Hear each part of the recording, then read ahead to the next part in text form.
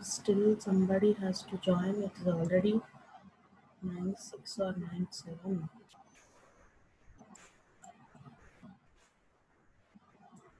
One second.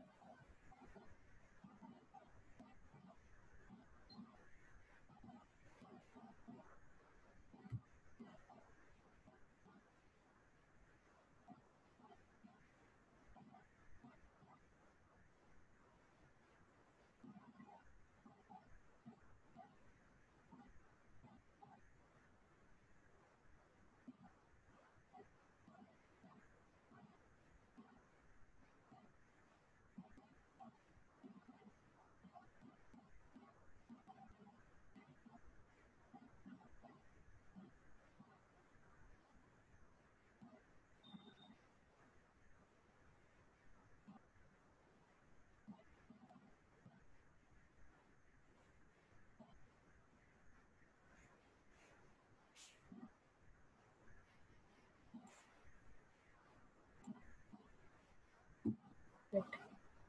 So in the last class we concluded the accessing schemes. There is a multiple schemes which are working in along with or in conjunction of the MAC in various environments. That is how the SDMA will be used with and how the CDMA and its variations and demand oriented multiple accesses, reservation aloha, classical aloha, and what is called as packet reservation and only slot reservation, demand access, multiple access, okay, demand oriented multiple access, and all this will be discussed. And also the SAMA, that is spread aloha multiple access, also been the last one in that criteria. We discussed about how those all that particular multiple schemes are been working in conjunction with the MAC. That is, MAC has to work with all those type of environments multiply, right? So based upon the user that raised the call, or that based upon the number of users that are being presenting in various environment, in all those environments, the MAC has to get interface with. Why? Because the person who has been raised a call may be presenting in one sort of environment, whereas the others who are being communicating with this party who has been raised the call, they may be presenting in different environments, right? So in that case, it has to work in the various environments at a parallel instant of time. Okay, it has to work in various environments at a parallel instant of time. So that is to be get considered. In that case, while discussing with the wireless networks and the wireless communication media and wireless communicating devices, we are been discussing about MAC, especially how the MAC has been working with. Among the particular MAC discussions, we have introduced a topic called as 802.11 LANs, which is the IEEE version. So how that particular LAN will be useful for us, especially in this mobile communication in context with or in conjunction with this MAC, right? So we introduced how this particular LAN has been introduced, what is its primary goal and all those things. So we'll have a short melee of it. After that particular melee, we will be continuing with the present day session. Okay.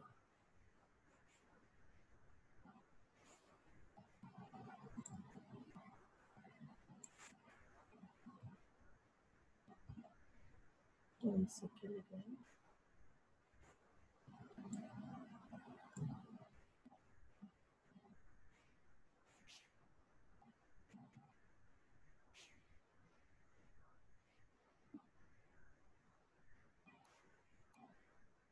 Nani Babu.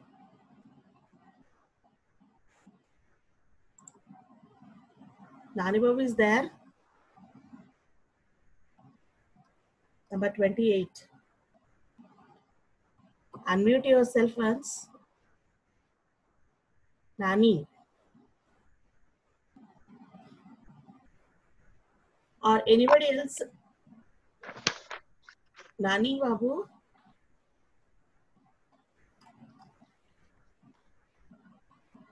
Okay. No need of it. Okay. I'm continuing.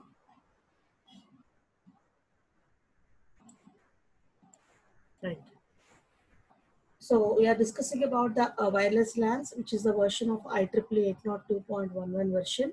And here, this particular wireless LAN has been introduced in order to replace the total cabling section of the networks.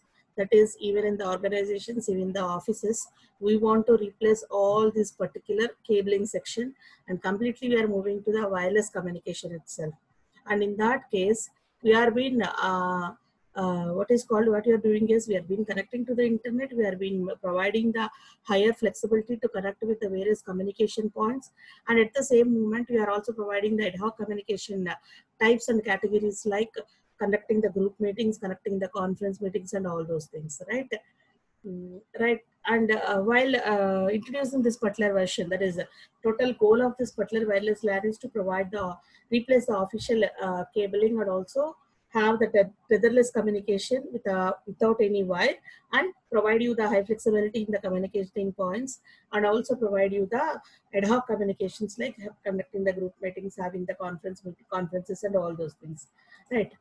And coming to this advantages of this section, that is, what could be the advantages that will be poured with this wireless LANs. So with this wireless LAN versions, or the wireless LAN concept, we'll be having the total radio coverage, will be having the flexibility in its communication, and the radio waves which are being used in this wireless LAN communication will be penetrating into all the media, and there will not be any obstacles.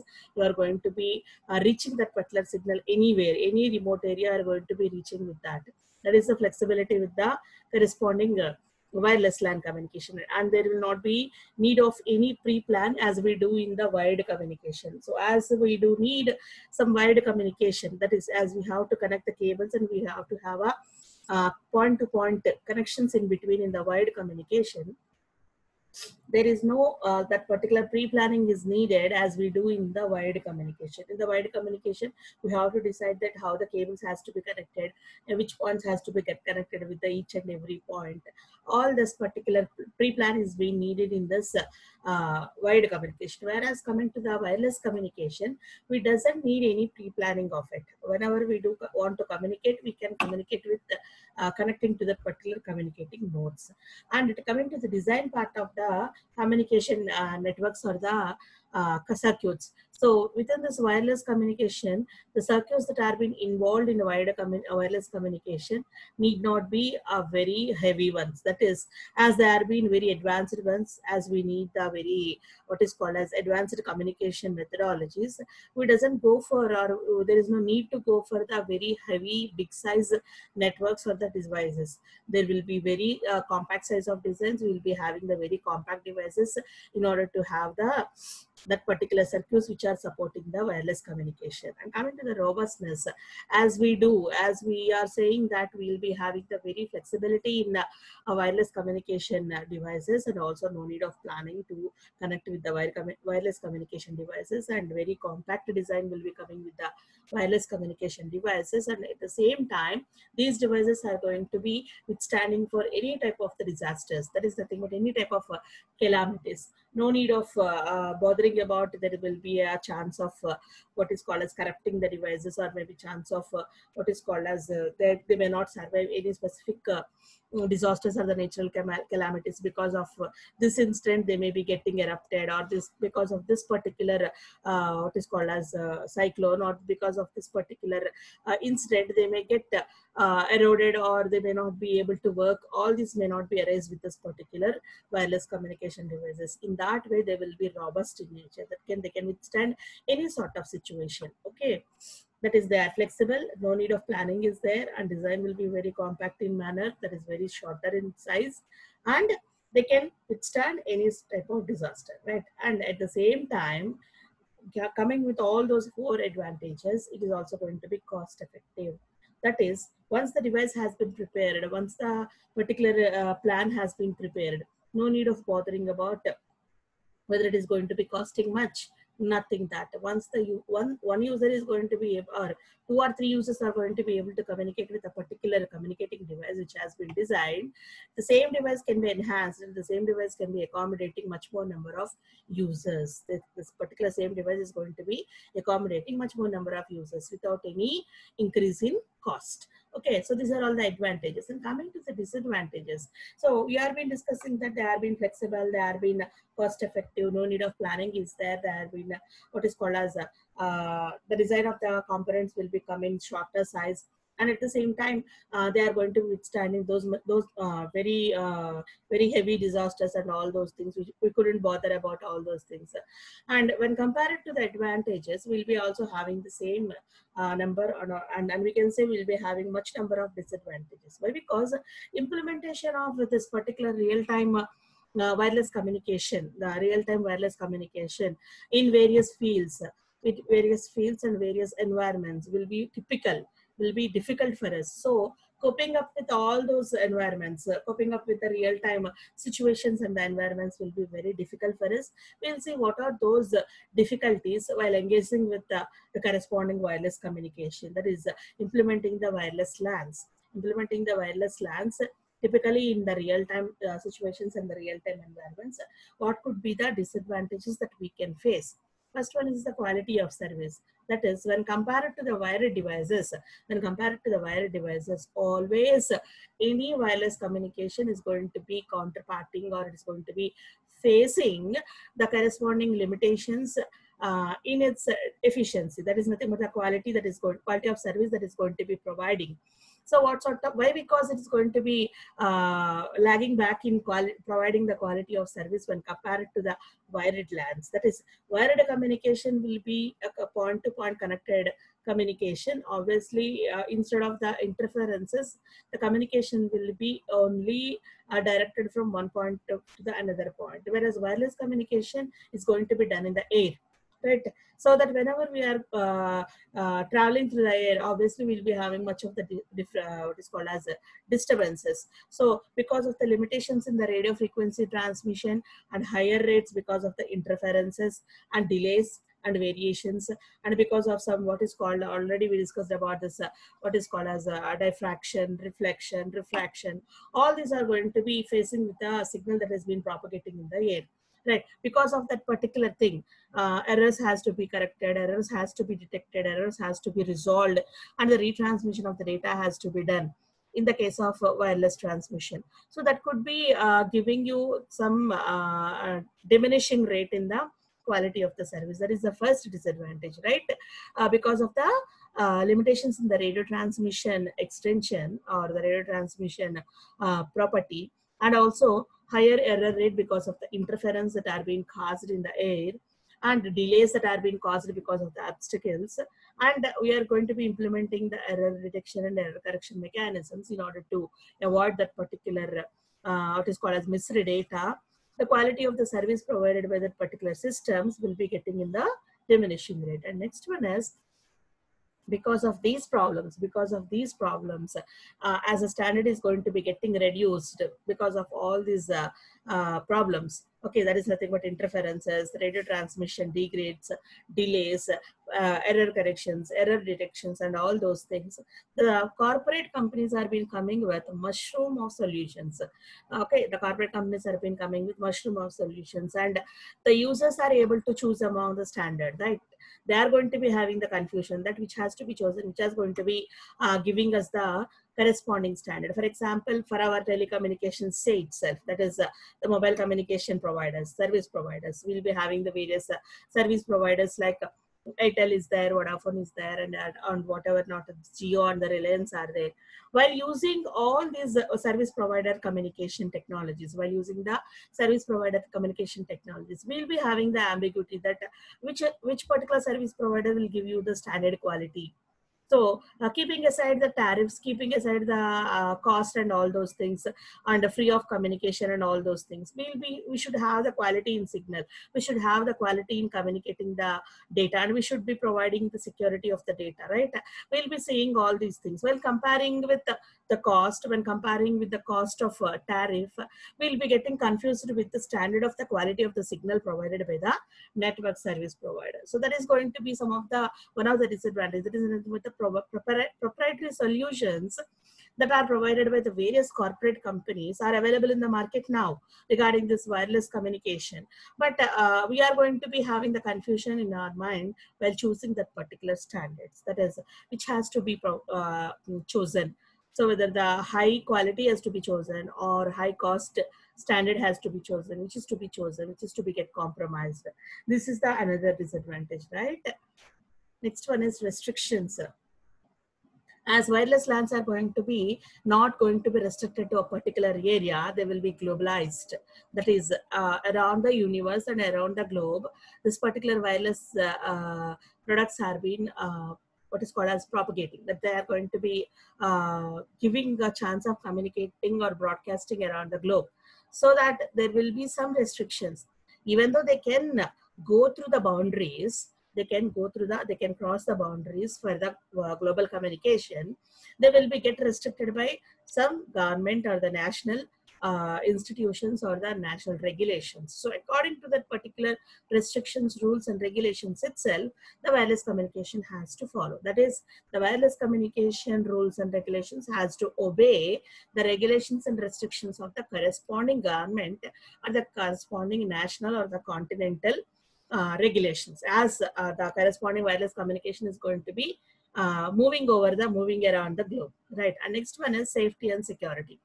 That particular radio interfacing, that is radio interface radio waves are going to be transmitting in the air. They might get interfere with higher frequencies or the higher equipment. That is, once the signals are going to be get interfered by the other or neighboring channels, that is the first thing. That is the security that we have to do. And the safety concern, like our wireless communication devices or the radioactive devices, say they are being very harmful for the health, that we know. That is, radio frequencies are going to be causing very harm to our health issues. Okay, health are going to be. So in that cases, while moving over the real-time environment, we have to see that these radio signals shouldn't cause any safety hazard to the organizations like hospitals and health organizations and all those things. So there is another disadvantage that we have to take care that our signals may get interfered because of the neighboring channels, and we have to also see that our signals should follow some safety regulations. That is another disadvantage. Next one is global operation.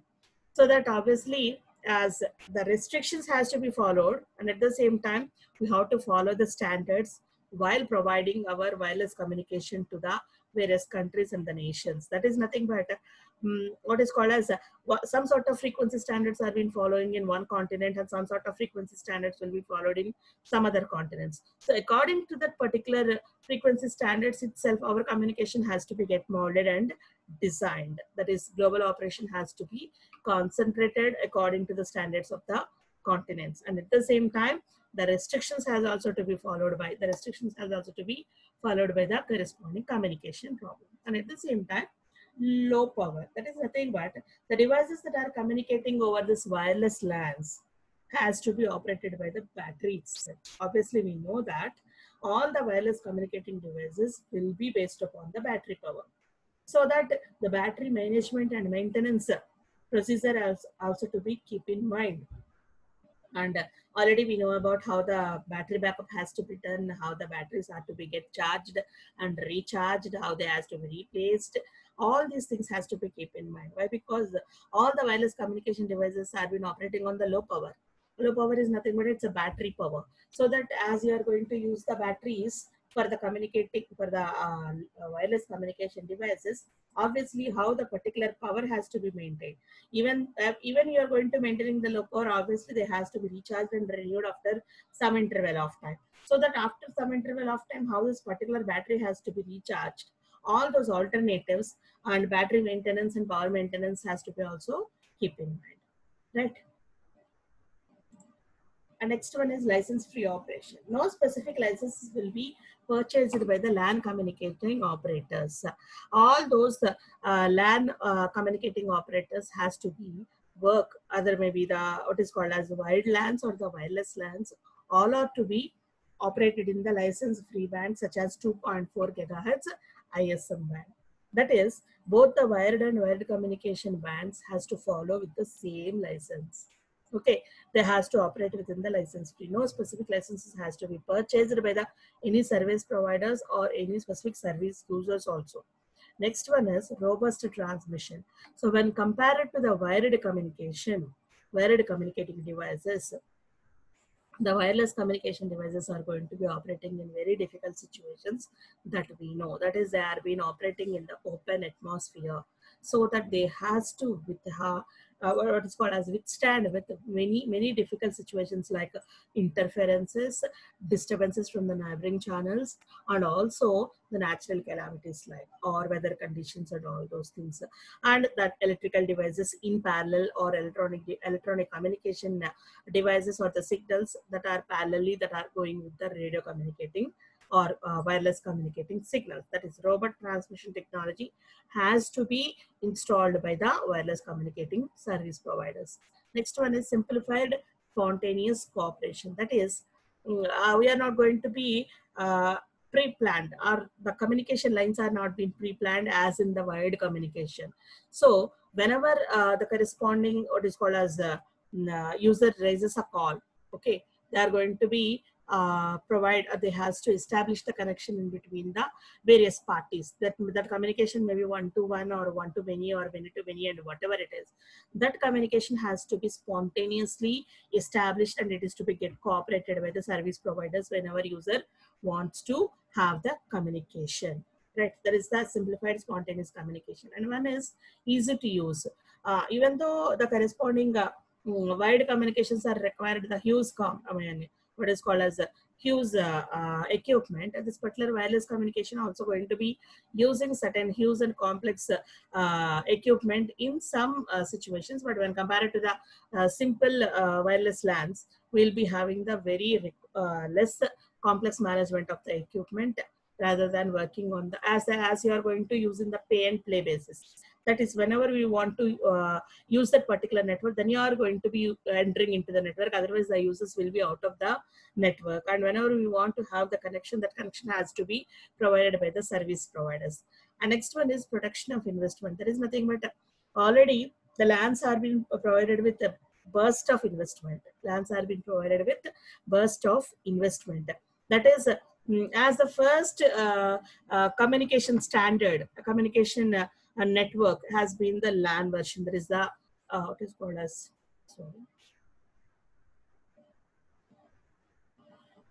communication network is the LAN itself. LAN has gone through the different various versions, right?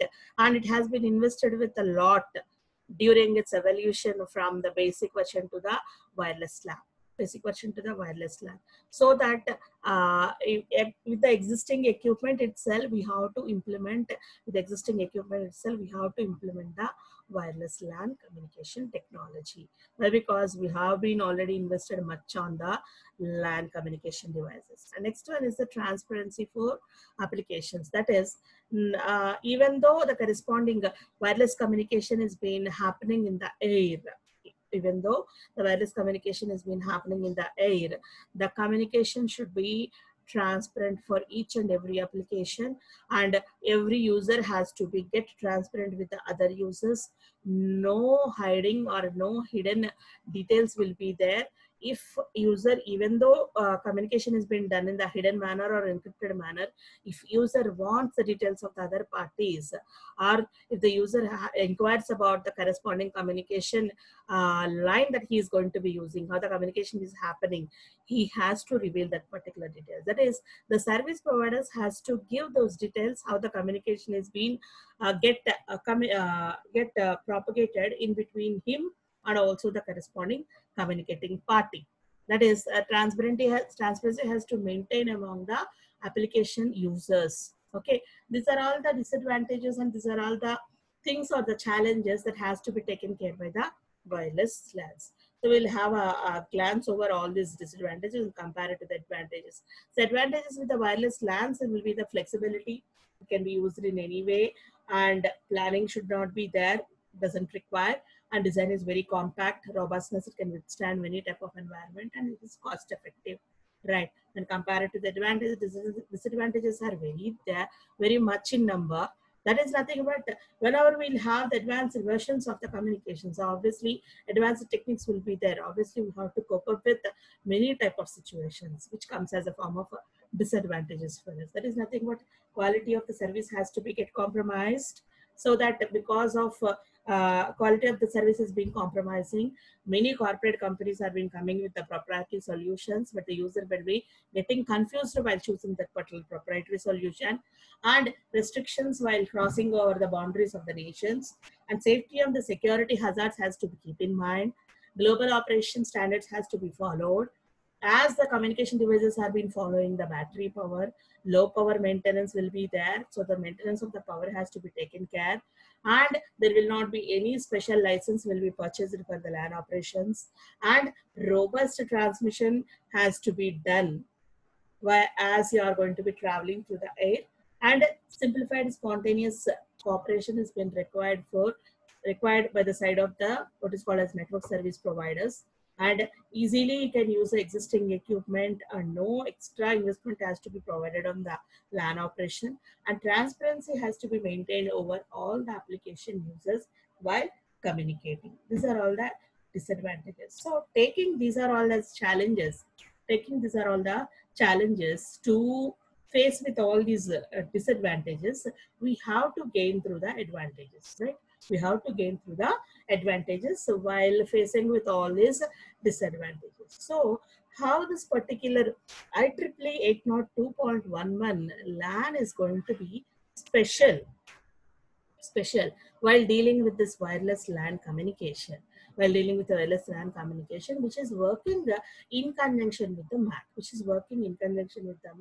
which is especially used for our mobile communication. So how the lower layers of the communication protocol stack, lower layers of the communication layers of the communication protocol stack will be using only the three layers, that the physical layer, data link layer, and network layer are being especially usable for us in the mobile communication. So that how among these three, the MAC layer is going to be playing a very important, while communicating you the data, right? So even though the network layer is being helpful for us in connecting with the networks, while after connecting with the networks and after providing you the network interface, how this particular MAC is going to be acting as an interface between that particular network and also your physical layer while transmitting your data from the stream of the signal to the bits and bits of the signal, bits to the stream of the signal. So that is, we see that how this 802.11 IEEE LAN version will look like, what are its features, what are its characteristics, how it has been architectured in different way, what are its protocols, especially used in this MAC, right? So in connection with the MAC, what are all the protocols it is going to be using to relieve you different advantages, what will be discussed. Right, this particular IEEE standard of 802.11 is a version which is being evaluated from the IEEE 1999. So from the year 1999, this IEEE version has been came into introduction, that is came into existence. That is 802.11 IEEE standard came in the year of 1999, which is going to be the famous member of member of the famous family of wireless LANs. Okay, right? And the various versions of the 802.11 versions are also available. 802.11 of various versions of this particular LAN is also being available, and which is coming from the famous family of wireless LAN. So this standard belongs to which group? The standard belongs to which group is nothing but it's belonging to the group of 802.xlan. 802.xlan standards. Example 802.3, 802.5. Token rings or Ethernet that we discussed in the computer networks. Already you gone through this particular network subject, right? So you'll be aware about this particular Ethernet and also the token ring, which are the versions of 802.x versions of the LANs. Okay, so now you are been discussing about 802.11, which is a wireless LAN, right? Which is a wireless LAN, which is also belonging to the family of this particular 802.x LAN itself. Okay, and it has been evaluated from the version of IEEE 1999, right? And here the standard is going to be specifying. The standard is going to be specifying the physical and medium access layer adaptations. This is going to be specifying the physical and medium access layer adaptations which are being specially required for our wireless LANs, and the same interface is going to be provided for the higher layers. which is going to be providing the interface for the higher layers for the operations. And the standard goal, the goal of this particular version, is the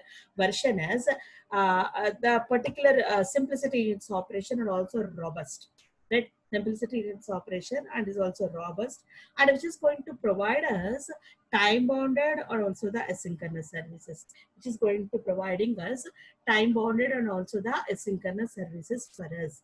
That is the primary goal of this 802.11, which is also belonging to the family of 802.x LAN versions, and it is going to be acting, specifying the services of physical and medium access layer, right? It is going to be providing the services of physical and medium access layers, and it is going to be offering as an interface. And also the primary goal of the particular standard is specification of the simple and robust services, specification of simple and robust services, and it is also providing us two category of the services, both the time bounded and also the asynchronous services, right? And coming to the other features of this particular LAN, it is going to be operating at multiple physical layers. It is going to be operating at multiple physical layers in conjunction with the MAC layer. Why? Because each and every physical layer is going to be sensing with different transmission media. Each and every physical layer is going to be connected with different transmission media, and that particular transmission media is having certain own physical characteristics, and all those characteristics has to be handled by the single MAC itself, isn't it or not? The single MAC is going to be connected with multiple number of the physical transmission media lines. The same physical layer is going to be connected with many number of physical transmission medium lines. That is, all those physical transmission mediums are going to be having their own characteristics, and all those characteristics has to be get operated and to be get connected with the MAC layer, which is going to be operated with our 802.11 version. And coming to this, what is called as versions of this wireless LAN, where you are going to be operating the physical layers, where we are being connecting with the physical layers in this particular version are being connected to the infrared version and the spectrum radio transmission techniques. So these two are going to be mostly used in the version of 802.11. That is nothing but in the version of 802.11 wireless communication, the physical layers are going to be connected with the frequency mediums or the transmission mediums of either infrared or the spectrum transmission techniques. And coming to the other additional transmission characteristics of this wireless LAN, including the power management, okay, and handling of the hidden nodes, and also to operate through the worldwide. That is, having the globalized communication, finding out the hidden transmission nodes, and at the same time maintaining the power management, And at the same time, in the most of the countries, the communication band frequency is about 2.4 gigahertz ISM band, which was being chosen as the original standard. For this 802.11 IEEE standard, 802.11 IEEE wireless standard, the corresponding frequency band and the corresponding communication band or the original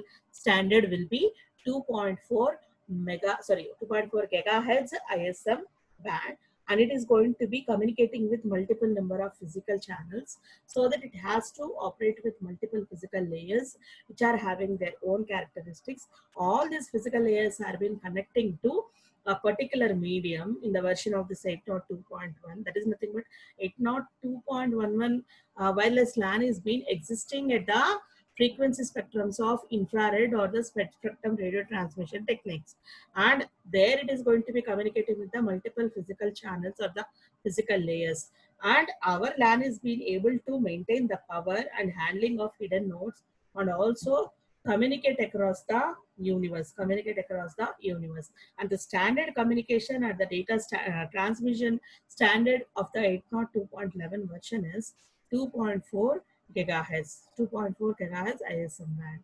And the data rates,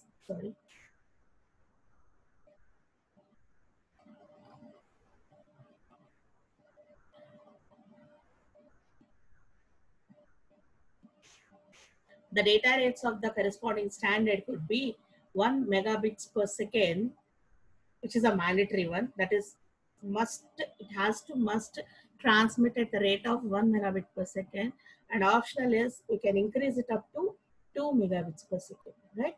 That is the data rates that can be envisaged over the cloud. Okay, that is the data rate could be 1 megabit per second, which is a mandatory one. Should be, sorry, and it could be increased up to 2 megabits per second. It's in a optional. Okay. And coming to the architecture of this particular 802.11 version, the 802.11 version, how that particular architecture of the this particular triple LAN will be there. Here we can observe that there are different components in this particular architecture. 802.11 LAN is being given here. This is another 802.11 LAN.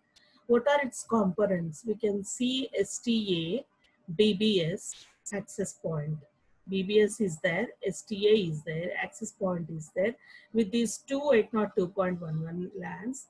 And these two 802.11 LAN section are being combinedly calling as ESS. What are all these shorter forms or the abbreviated forms? We will see. And these two are named as ESS and combinedly connected with a particular version of 802.x LAN, which is acting as portal in between them. They are all being connected through this particular portal, forming a distribution system, right? What is going will be discussing later, discussing in the near one. And how this particular LAN architecture will be looking like. This is an infrastructure architecture. This is the system architecture of the 802.11 version of wireless LAN, but it is been also the infrastructure architecture. It is being given as architecture of an infrastructure. That is the system, the architecture versions of this particular 802.11 are of two categories. One is infrastructure version and another one is the ad hoc version. One is the infrastructure version, another one is the ad hoc version. And now we are seeing on the screen the infrastructure version, in which the corresponding LAN is being comprising of BBS having an access point coming under a particular STA, and another LAN is also there for us, that is BSS2, STA2 and STA3 connecting to our access point. And all these two, that is the STA1 and STA2 are combinedly comes under the group of ESS. And these two, what is called as STA1 and STA2 combinedly communicating with a particular LAN which is outside of this particular ESS 802.x LAN as a form of portal forming a distribution system. So what are all these things? So keep in mind, note this particular system architecture, right? Having noted all these things, I think already you noted about this particular system architecture. Now you are moving with this particular thing that already we discussed about. We are having the two basic system architectures, infrastructure based and the ad hoc. See, here are the components of the IEEE we can see now. There are several nodes called stations. STA1 and STA2 are called as the stations and they are being connecting to the accessing points, AP. So all these stations, STA1 and STA2 are being connected to the access points, right? What they have been done, so they have been explained here. Stations are terminals with access mechanisms to the wireless medium and radio contact to the access points.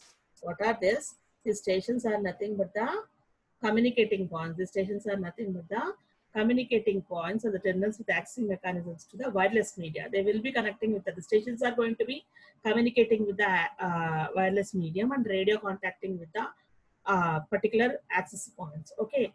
The stations and the AP are within the same radio coverage. That is nothing but we can see that this particular stations and also accessing points coming under the same radio cell. I already told you that please keep in mind how the GSM architecture and the GPS architecture, GPRS architecture and their subsystems are being arranged. That is the basic plan for you to understand about the mobile communication and the mobile computing environment in different versions. And now you are seeing about 802.11 LAN, how it has been connecting the radio cells and the radio cell accessing points. Here, the station is nothing but the mobile station STA. Okay, it is been connecting with the accessing point. That is nothing but the station is a mobile accessing point which is connecting to the wireless media through the accessing point.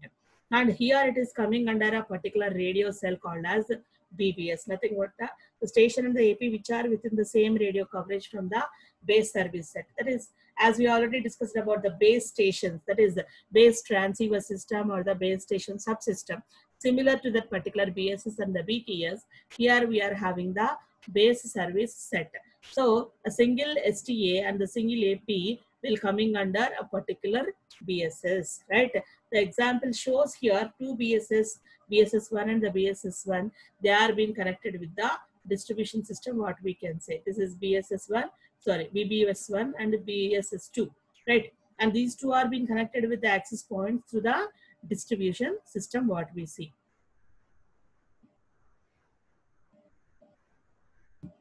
And time is going up, and I'll conclude by this particular infrastructure architecture. So this particular distribution system is going to be connecting several BSS via the accessing points that we want to see. And we can also extend, that is, all these are going to be connected with the accessing points, but even though they are being connecting with, they are being bounded by a particular network called as extended service set, right? That is nothing but all these BSS will be under a control of ESS, we can say. That is, ESS may be consisting of more than one or two BSSs. Okay, the extended service set will be having many number of BSS within it. That is, within the BTSS and with under the BSC, we will be having the many number of base stations at the base transceiver system.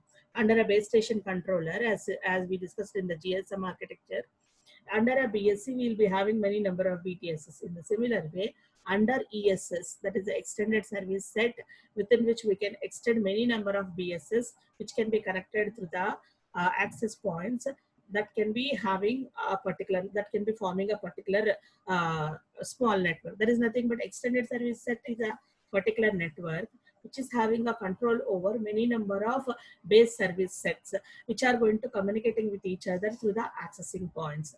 Okay, and each and every extended service set will have an own identifier called as ESS ID. Okay, and without knowing this particular number, we couldn't communicate with the external networks. That is, ESSs are going to be communicate with each other. That is, one ESS consisting of many number of BSSs are going to communicate with each other. That is, ESS has to be, one ESS has to be connected with another ESS, then only we can reach internal BSSs for communication, right? And using the portal, this particular ES is going to be communicating with the external network. What we see in this particular communication network, this ESS is going to be communicating, making the STS to communicate with each other, or BSSs to communicate with each other through the access points with the distribution system. With the same network, this ESS is going to be making us to communicate with the external network through this particular portal, right? This is the BBS, that is the base BSS, or base service station 1 and base service set 2. This is going to be communicating with this, that is BSS1 can be communicating with the BSS2 with these two access points with this distribution system. These two are going to be forming a ESS, and ESS is having certain identification. To get to communicate with the external network, this ESS ID is being very much required, so that this ESS can be extended with many number of BSS. That is, not only these two, we can also extend many number of, and we can accommodate many number of BSS within it. And this ESS can be communicating with the other ESSs, or we are going external to our network using this portal. Using this portal itself, we've been connecting to the other networks, right? Okay, and what is called as the architecture of this particular distribution system is not specific further. That is not, it's not going to be properly connected to the particular component. It may be in this particular fashion, and it is going to be designed with these particular components, and we may not have the gateways, we may not have the bridges, we may not have the ESS, we may not have the BSS. We may not decide that a particular architecture of IEEE 802.11 may be in this way. That is, it may be changing over. That is, the distribution system may be varying by connecting many number of STAs, many number of ESS, many number of portals. This distribution may be getting varied. depending upon the user requirement and depending upon the wireless communication going on. It is going to be varying. That is what he's saying. The architecture of the distribution system is not specific further. It could consist of bridged IEEE LANs, wireless links, or any other networks. But we are been explicitly discussing about how an IEEE network may be consisting of. An infrastructure-based IEEE network may be consisting of ESS, within which there will be BSS. All are going to be communicating with the access points, and all these are going to be communicating with the external network using the portal, right? So that a corresponding distribution system is going to be defined with the particular standards handling the data based upon the BSS and the APs that are being synchronized with that particular distribution services at that moment of time, depending upon the time bounded services, right? As you are going to working with the time bounded services, based on the time, the distribution system services will be confirmed. That is, how many number of APs are being connected in that particular communication service, how many number of ESS are being connected, within which ESS, how many number of BSS are being connected. In that way, the distribution system services will not be defined as at a confirmed style or a design. That is the case with the infrastructure based, what is called as architecture of 802.1, right? So this is about the infrastructure based system, and we'll be moving with the ad hoc architecture in the next class. We'll having the ad hoc architecture and also protocol stack. With that, we'll be ending with the second unit in the next class. Okay, refer the topics daily so that we'll be ending with the second unit also. We'll be starting with the third unit in the 1 or 2 classes. So please follow up each and every topic every day. Right, I'm ending the session now.